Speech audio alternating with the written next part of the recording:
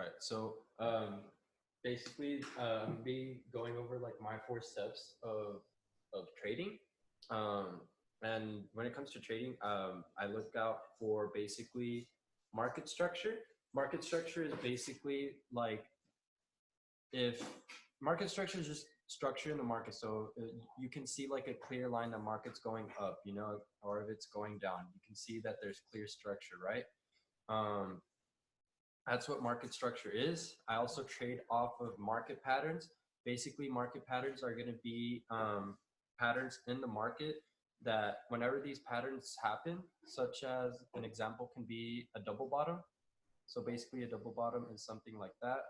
Every time this happens, we can expect market to go to be a rejection to go to the upside. So market creates like patterns um, that I use to my advantage to trade. So a double bottom example is literally right here. So market came down, came up, decided to retest again, and then went straight up. So if you guys saw like this double bottom happening right here, you guys could have entered on a buy and just rode it all the way up. So again, I trade off market structure, market patterns. I don't really use indicators. The only indicators I use is the EMA and the moving average MA, and then the RSI. The EMAs and the MAs, I don't really use them. I just have them there just as reference. But I do use the RSI, which is RSI stands for Relative Strength Index, and I can get like into the specifics about it. But if I'm like gonna dumb it down, it just basically tells you what market's gonna do, you know. And if you kind of want at least like an entry level on what it actually is, it just tells you like the overbought and the oversold areas in market. And so basically, is there like a period that you guys want me to mark up, or 0 GPY? 0 GPY. So first step that I do is I go to the day time frame. So I go to the day time frame, and the day time frame, I just utilize the day time frame to look at my channels. So market creates these channels, and when you look at it right now, and I'm sure like Tommy or Ben, one of our newer members, it might be kind of hard to kind of see where these channels are, but I mean it just takes practice and experience to kind of see these channels. But in the day time frame, I just try to see these channels. So the channel that I see, something like that. So I see one channel right here, and then I also see another channel over here. So again, it's not, this isn't my ideal channel. Like my ideal channel would be something where the lines are, you know, parallel like that, and where market's kind of just having a real clear structure, right? But it's, you know, it's not always going to be perfect, right? And so you kind of have to adapt to the currency pair that you're trading. And so like same thing, like not everything's perfect. I don't have that clear channel, but there is a channel right here where market came up here, rejected, came to the downside, rejected and respected this trend line, went up, respected this trend line, came down, and it's respecting this trend line right here. And what confirms a trend, or these trend lines, is if it touches it 2 times, that confirms a trend. And so we have more than 2 touches up here, and then we have a couple more touches over here, and same thing up here. The first step is going to my day time frame to put out these trend lines, right? From the 4-hour, I do my recent trends, what's been going on recently, right? And so from this, I can see this little channel being formed. So again, just connect the dots or connect the lines. Boom, boom, boom. This one's already like connecting the major one, but I'll just put this just to have a cleaner look. And again, 4-hour, I just do my trends. You can put out your key levels too, which I'll go over right now if you want. If you see any major ones, I'm not gonna, I don't see any clear day levels, so I'm not gonna really put any right here. So I use the 1 hour and the 2 hour for my key levels, which is step 3. Key levels are basically your support and resistance. And so one key level I can see is up here, which would be my resistance or the roof,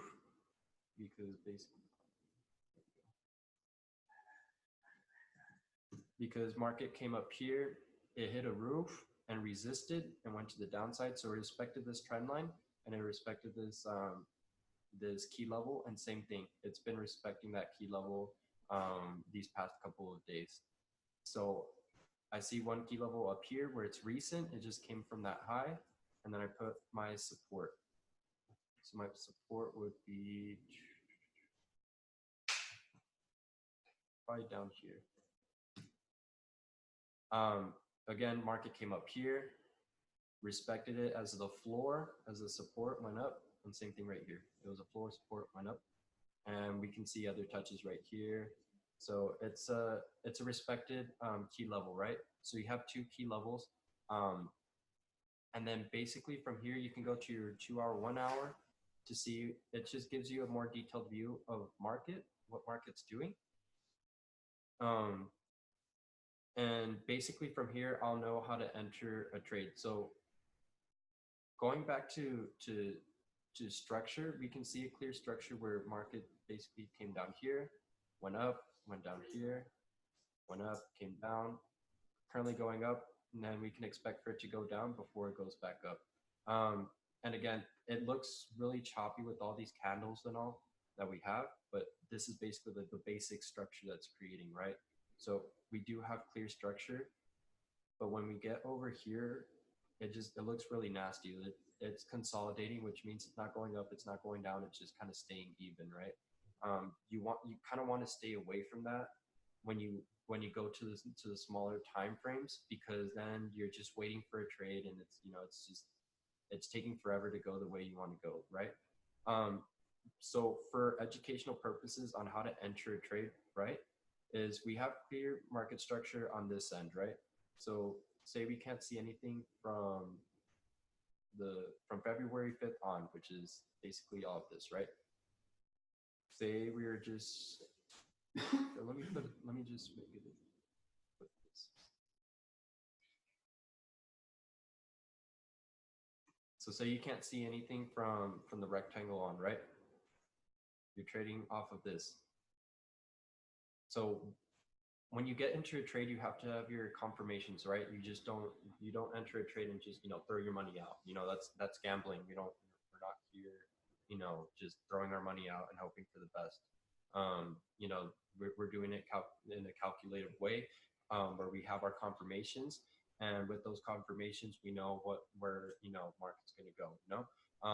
And so again, we have clear market structure, right? We're going up and down, which I highlighted right now. And then also I see that it's at the top of my trend over here. We're at the top of my trend, at my trend line, and we're hitting on my key level up here, where back then it was a support as well, right? So it's a key level where market hit and rejected off of it. And so again, it's hitting this key level. So I have 3 confirmations already, right? One confirmation is it has clear structure. My other confirmation is that it's at the top of the trend line, and even though this isn't the perfect trend, it's still respecting it, and it's hitting my key level, my resistance up there. So that's 3 confirmations. My final confirmations are going to be looking at the candles and my RSI. So basically, and also identifying patterns. So I told you guys that I traded off of patterns at the beginning, where we see one right here. This pattern is something called a head and shoulder.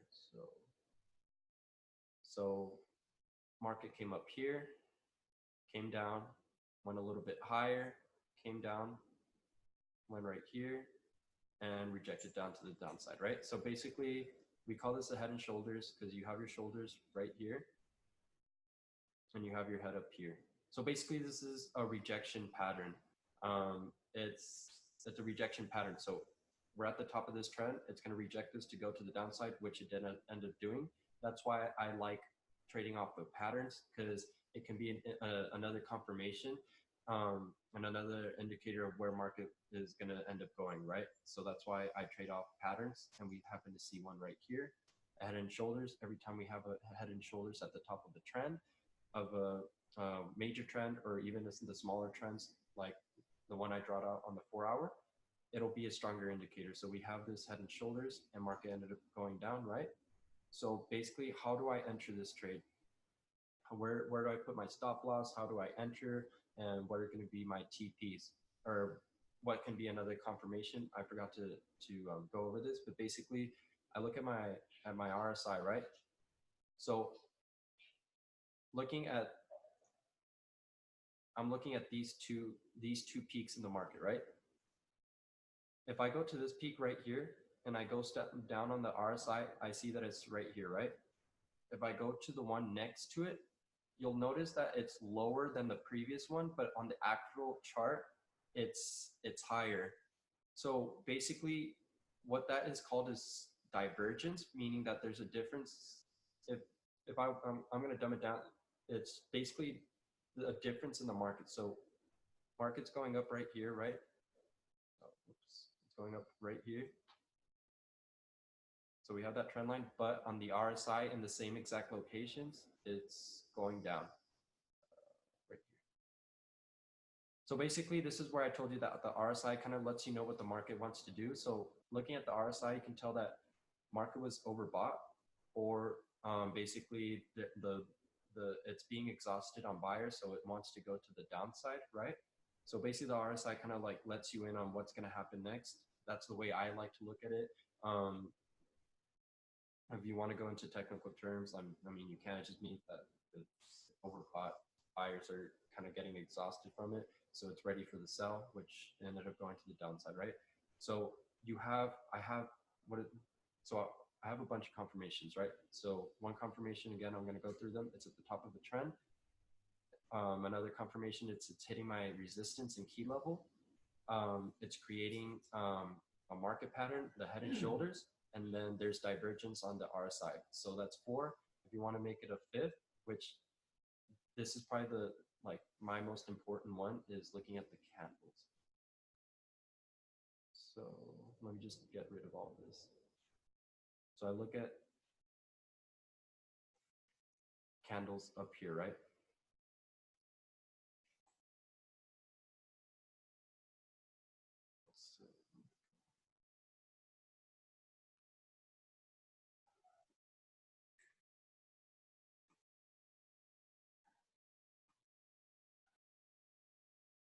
So we're over here, right?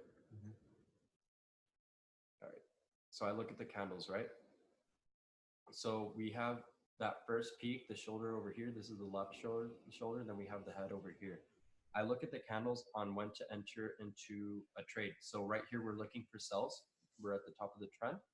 I look for sells, and the last confirmation that just gives me like a confidence booster is going to be candle engulfment. So basically, we have a white candle right here.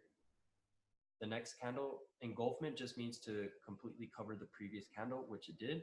One way I like to put it, it eats the past candle, or it's just bigger than the other candle, which it is. And it's heading on, it's a bearish candle, meaning it's a sell candle, or it's going down, market's going down. And since we're expecting sells, that's what we would like to see. So we have that, we have this bearish engulfment. So even though we missed out on 16 pips, it's okay, because when you measure out the entire channel of the potential that it could go to, 16 pips doesn't have anything on 156 pips, right? So it's okay if you miss out on those 16 pips. At least you have a more better of a security blanket to enter into this trade, right? So we have our candle engulfment. I use my short position to lay out my TPs and my SLs, right? So I enter right there on the sell.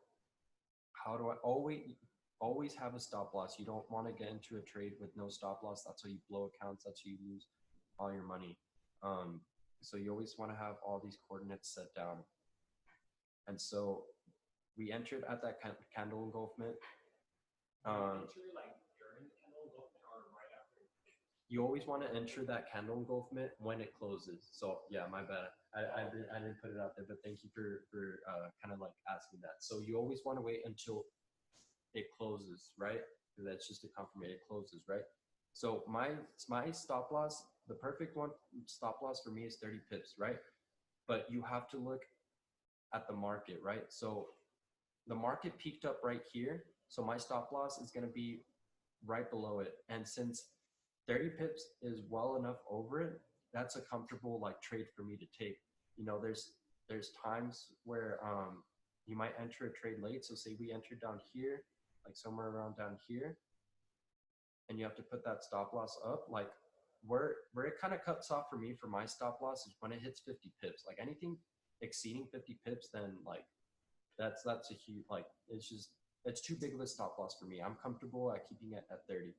So we have that with the entry here on Euro JPY, and we have enough room to work with, right? So I look at the previous highs when I'm looking for sells, and this can account to buys as well. Just look at the previous peaks that market went to, right?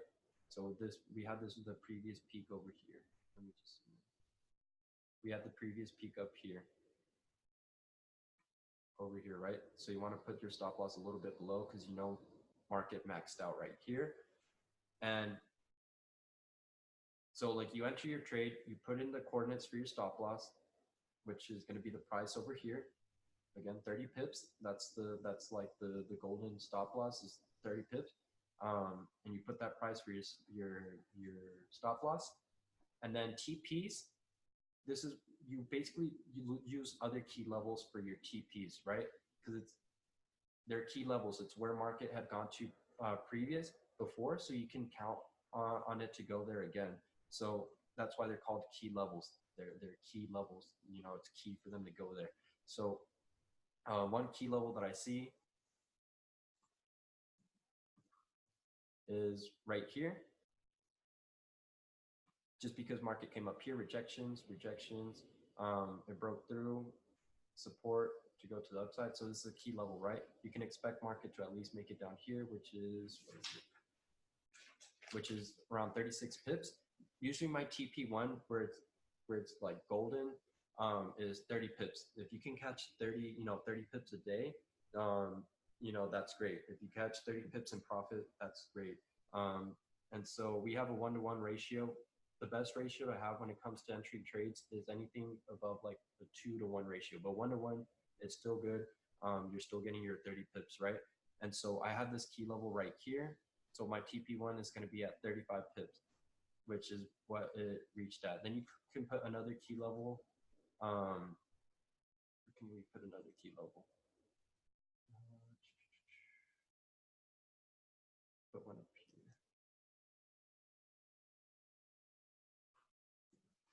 So I have it up here because market came up here. Rejections, reject, came up here, rejected, and then it broke through and it was a support. So you can count on market to at least go there, you know? And so you can put that for your TP2, which would be for 85 pips. So if you hit TP2, TP1, you always want to put your TP1 at a clear goal, which is 30 pips. You can catch 30 pips on a trade, you're good, you're golden. You can't catch TP2, which is 86 pips, which is kind of a stretch for me for my TP2, but based off these key levels, it is possible. Perfect, and it ended up going to TP2, right? And then I usually like putting a TP3. Again, just look at my key levels. Remember that first support that I put down? I usually put that as the farthest that I see market going. So you could put TP3 down here for 156 pips, which it ended up going, just barely touching, but it ended up going, right? And again, that's what you want, right? And so that's basically on how I enter a trade, how I basically lay out all of this. And yeah, I try not to like make it overly like complicated. I just put on my trend lines, key levels, handles,